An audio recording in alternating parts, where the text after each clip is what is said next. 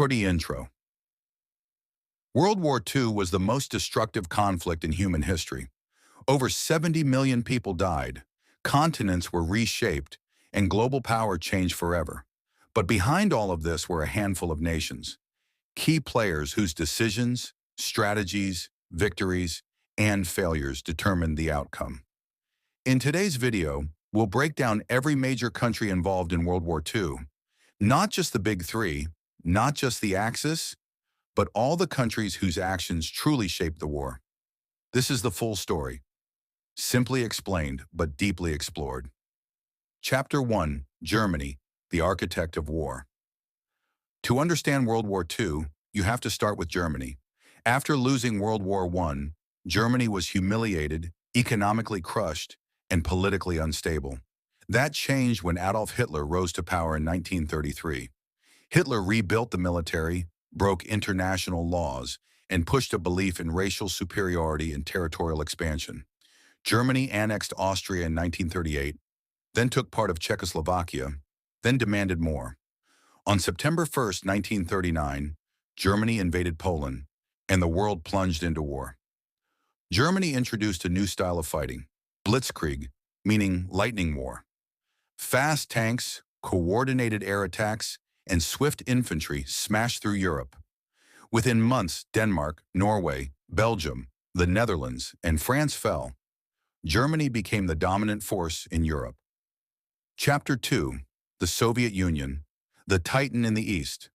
Narrator: the Soviet Union, led by Joseph Stalin, was one of the largest nations on Earth, but its early relationship with Germany was complicated.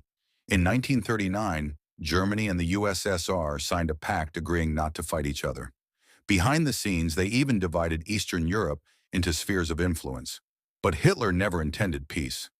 On June 22, 1941, Germany launched Operation Barbarossa, the largest military invasion in human history. Millions of German soldiers crossed into the USSR. Entire cities, Kiev, Minsk, Smolensk, fell rapidly, but the Soviet Union did not collapse. Winter, massive manpower, and brutal determination turned the war around. The battles of Stalingrad and Kursk became turning points. Germany's unstoppable machine was finally stopped. Chapter 3, the United States, the Arsenal of Democracy. Before entering the war, the United States tried to stay neutral, but they supplied the Allies with food, weapons, and vehicles through programs like Lend-Lease. Everything changed on December 7, 1941. Japan bombed Pearl Harbor, and the U.S. declared war. Shortly after, Germany declared war on the United States. A massive mistake. American factories became the heart of Allied power. They built tanks, planes, ships, and ammunition at a scale no other nation could match. American soldiers fought in North Africa, Italy, France, Germany, and the entire Pacific. The U.S. transformed the war and emerged as a global superpower. Chapter 4, the United Kingdom, the empire that stood alone. In 1940, Britain stood alone against Germany. France had fallen, the U.S. was neutral, the USSR was still cooperating with Germany. The United Kingdom faced the full force of the German Luftwaffe. The goal: break Britain's spirit and force surrender. But the Battle of Britain became the first major defeat for Nazi Germany. The Royal Air Force held strong. London survived the Blitz, and Britain became the center of Allied resistance until the US and USSR joined the war. Chapter 5, Japan, the dominator of the Pacific.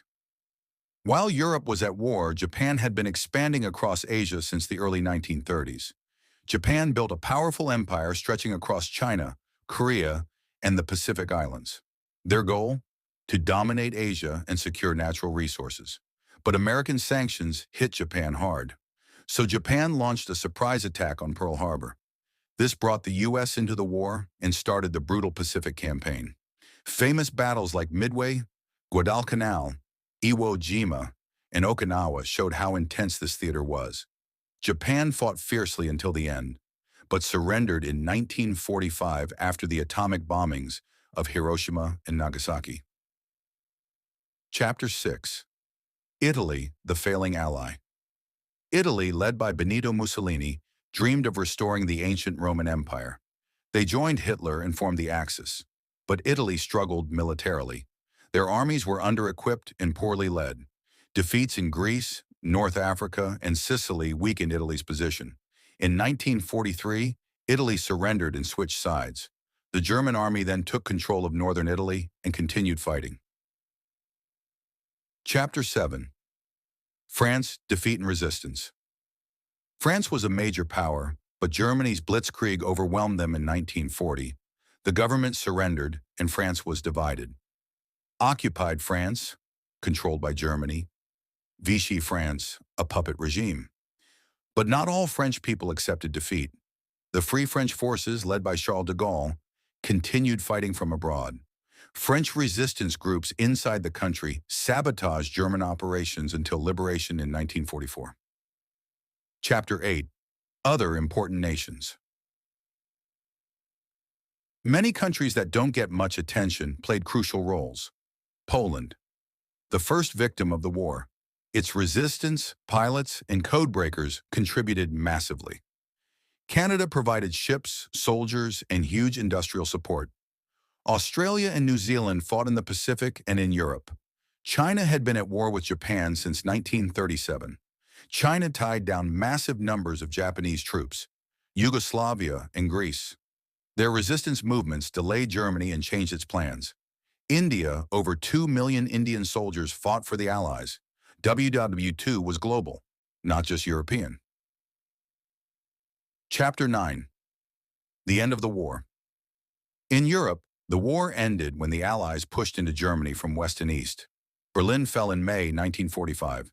Hitler was gone. Germany surrendered. In the Pacific, Japan kept fighting until the very end. The U.S. dropped atomic bombs on Hiroshima and Nagasaki. Japan surrendered in August 1945. Conclusion. The key players of World War II shaped the world we live in today. Their victories, defeats, and decisions created new alliances, borders, and global powers. The war may have ended in 1945, but its impact still shapes history, politics, and international relations. Understanding these countries, or their goals, their mistakes, and their sacrifices, helps us understand the modern world.